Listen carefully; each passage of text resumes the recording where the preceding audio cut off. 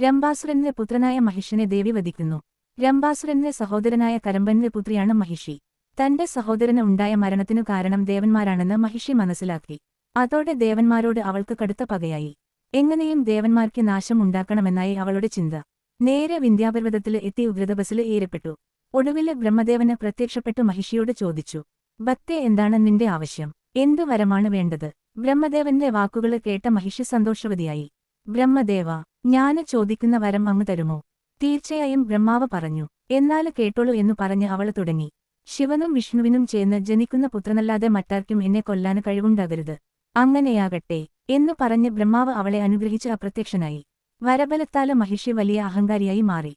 മതിമറന്ന് തുള്ളിച്ചാടിയ അവള് ദേവന്മാരെ പലവിധത്തില് ആക്രമിച്ചു. ഇന്ദ്രപുരി പിടിച്ചെടുക്കാന് ശ്രമിക്കുകയും ചെയ്തു. തുടരും. എന്തുവരമാണ് വേണ്ടത്? ശിവന്റെയും വിഷ്ണുവിന്റെയും മകനല്ലാതെ മറ്റൊരാൾക്കും എന്നെ കൊല്ലരുത്. അങ്ങനെയാകട്ടെ. ഇതെന്റെ ലോകമാണിനി. നിങ്ങളുടെ ഭരണം ഇന്ന് അവസാനിക്കും.